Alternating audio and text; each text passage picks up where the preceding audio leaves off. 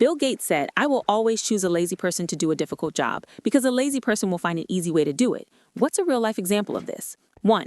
I knew a guy who had a low level data/reporting job. He had several daily/weekly work responsibilities, including a bunch of reports that needed quite a bit of tweaking from raw data to finished product. But like I said, low level. We didn't find out until way later, but he had set up macros for each of his major responsibilities where he could. Once set up, he'd just run the macros to do his work, but then he'd, smartly, hold off on delivering the reports until just a little before the deadlines. He'd hit every assignment and was seen as reliable. He also would complain about the workload so people would leave him with that work. I doubt he did a full hour of work a day after he set up what he did.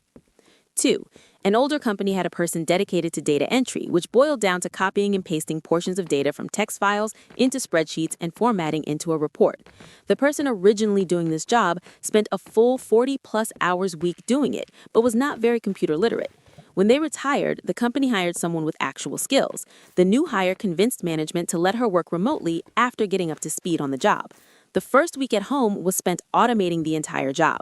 The remainder of their multi-year tenure with the company was spent doing whatever they wanted, save the 10-15 minutes weekly to run their program and to answer the odd email here and there, all while getting paid full salary and benefits. They actually had to add in a few errors now and then to make it seem realistic. 3.